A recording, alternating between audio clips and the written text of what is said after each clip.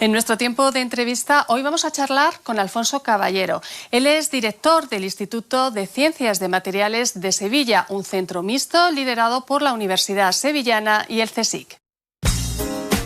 Alfonso Caballero Martínez es catedrático de la Universidad de Sevilla en el área de Química Inorgánica y director del Instituto de Ciencia de Materiales, cuya sede se encuentra en la isla de la Cartuja.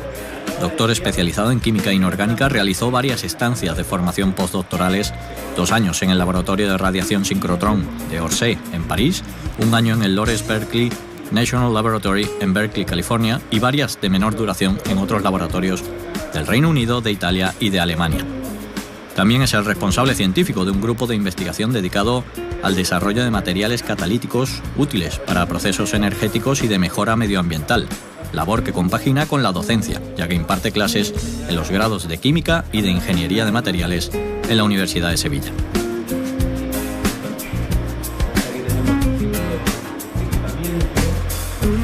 Alfonso Caballero, muchas gracias por recibirnos en el Instituto de Ciencias Materiales, aquí en la isla de la Cartuja.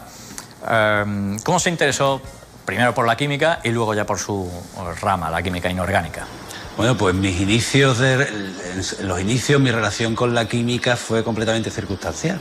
Yo se suponía que vocacionalmente era matemático, pero tuve una experiencia en COU, que fue el curso que yo hice en su momento, pues una experiencia muy mala con mi profesora de matemáticas y muy buena con mi profesor de química, ¿eh? Y eso fue la razón fundamental por la que me decidí a empezar los estudios de química, ¿sí? Respecto a la química inorgánica, pues igualmente circunstancial, ¿eh? Mi vocación ha sido fundamentalmente, me ha interesado la investigación fundamental. De hecho, yo estudié la química por la rama llamada entonces fundamental, y en principio cualquier tema de trabajo relacionado con la química orgánica, la inorgánica, química física me hubiera interesado. Tuve una oferta para solicitar una beca FPI por parte del profesor Guillermo Munuera, catedrático entonces de química general, posteriormente de química inorgánica. La solicité, la conseguí y aquí estoy.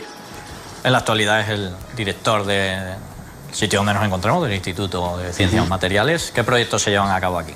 Es un instituto de tamaño medio, con lo cual tenemos en marcha pues una cantidad de proyectos relativamente importante. Somos en la actualidad en torno a unos 50 investigadores, tanto de profesores de la Universidad de Sevilla como investigadores del Consejo Superior de Investigaciones Científicas. De hecho, somos un centro mixto entre la Universidad de Sevilla y el CSIC. Y tenemos tenemos en desarrollo en este momento proyectos de investigación en muy diversas áreas. Hay que decir que en general somos un instituto de ciencias de materiales de carácter bastante fundamental, sin olvidar, por supuesto, todos los aspectos aplicados. Pero a título de ejemplo, además de los proyectos relacionados con los procesos catalíticos heterogéneos, pues hay unas líneas de trabajo enormemente importantes y punteras a nivel internacional relacionado con el desarrollo de materiales con actividad como fotocaptadores solares. Básicamente se trata de sustituir el silicio utilizado en la actualidad en paneles fotovoltaicos por otro tipo de materiales pues con mayor eficiencia fotónica. Es decir, se trata de aprovechar la mayor parte posible de la radiación solar que nos llega a la superficie de la Tierra y convertirla en electricidad, que evidentemente es el futuro. No sabemos si a medio o largo plazo, pero va a ser el futuro. Habla del grupo de investigación para el desarrollo de materiales catalíticos. Allí, ¿qué se está haciendo en la actualidad? Como dije anteriormente, mi grupo es uno de los que forma parte de esta unidad estructural. Somos en total 3 grupos y hay distintas temáticas de trabajo. Una de las más importantes probablemente está relacionado de una manera u otra con la producción de hidrógeno. Al igual que acabo de mencionar respecto al uso de paneles fotovoltaicos para la producción de energía eléctrica, pues el hidrógeno, desde hace ya algunas décadas, 1 o 2 décadas, pues está siendo considerado como uno de los combustibles del futuro. Bueno, de hecho, no es exactamente un combustible, porque el hidrógeno no existe como tal en la naturaleza, existe combinado químicamente, formando parte del agua, por ejemplo, como todo el mundo sabe. Pero cuando se habla del hidrógeno se está hablando de la molécula H2. Es realmente el compuesto químico partiendo del cual es posible, mediante otro tipo de reacciones, convertirlo en energía. Bien, en la actualidad hay distintas propuestas para producción de hidrógeno en el mundo científico. Y una de ellas está relacionada con uno de los combustibles fósiles más abundantes en la actualidad, que es el metano.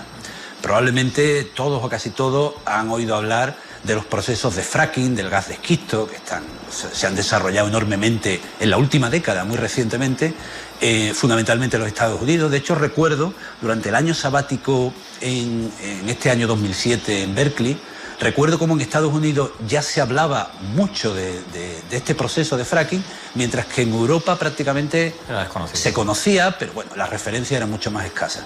O sea, estamos hablando de un proceso que tiene unos 10 años de antigüedad.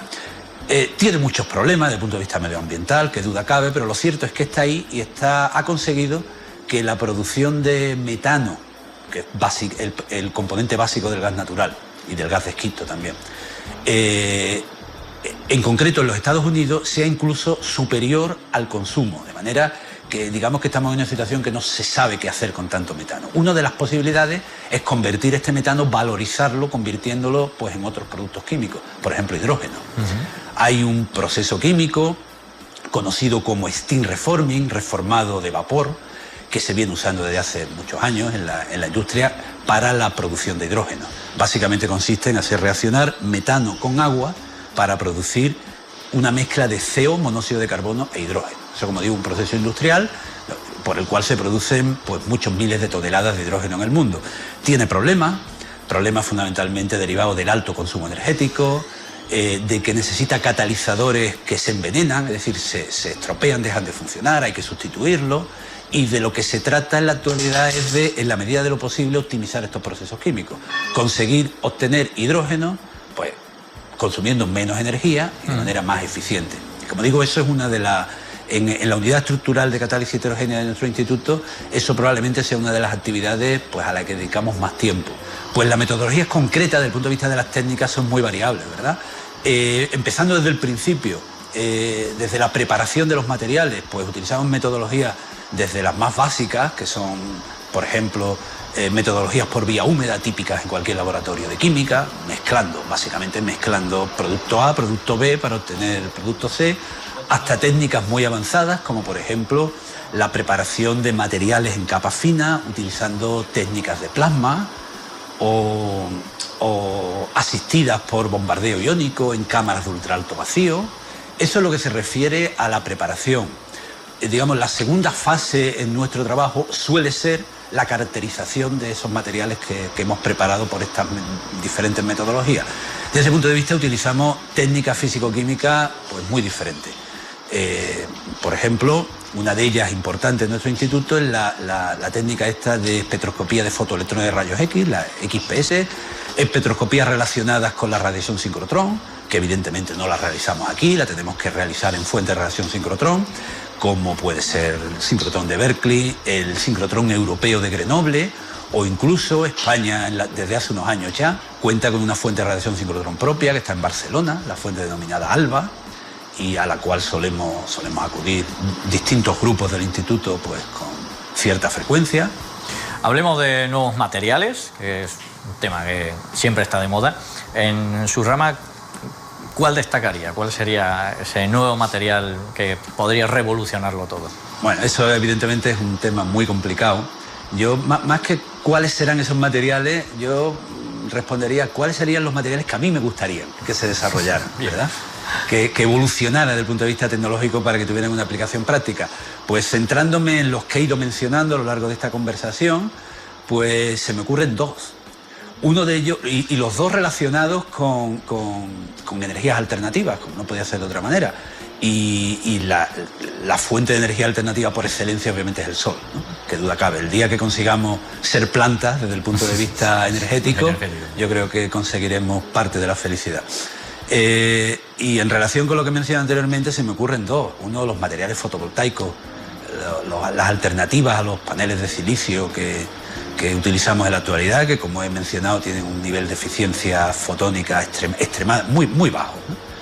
Y que su mejora sería fundamental para solucionar los problemas, ¿eh?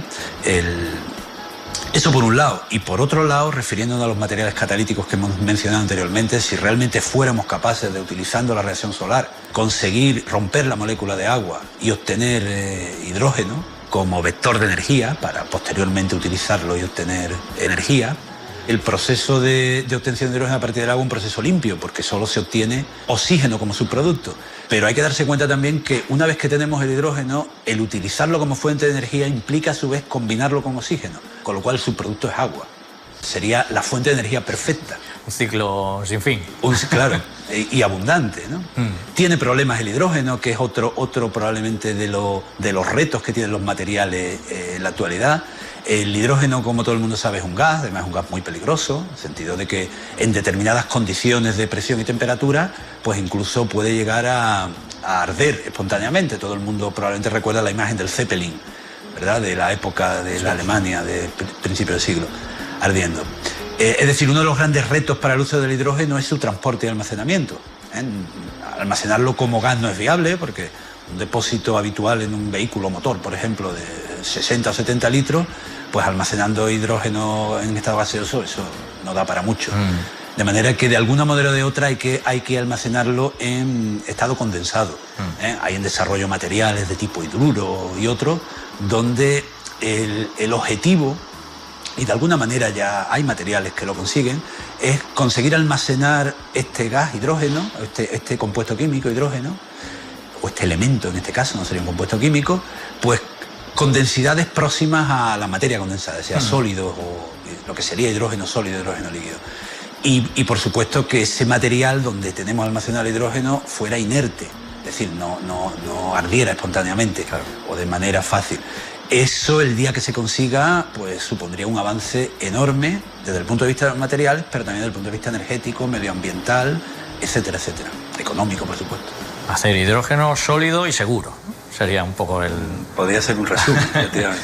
Muchas gracias por recibirnos y por atendernos aquí en el instituto, y nos emplazamos a un futuro lo más breve posible a ver cómo van las investigaciones aquí. Muy bien, pues muchas gracias por dedicarme este tiempo y por supuesto encantado de presentar ante la sociedad lo que hacemos y cómo lo hacemos. Y por supuesto, si eso lleva a animar a mucha gente a iniciar estudios científicos. No el añadido, pero ya aprovecho que, hombre, dentro de que la situación en la que vivimos no es óptima, ha mejorado. Es decir, las perspectivas, es decir, las nuevas generaciones, las que están ahora mismo planteándose o entrando en la universidad o incluso saliendo de la facultad, pues aparentemente tienen una perspectiva algo mejor.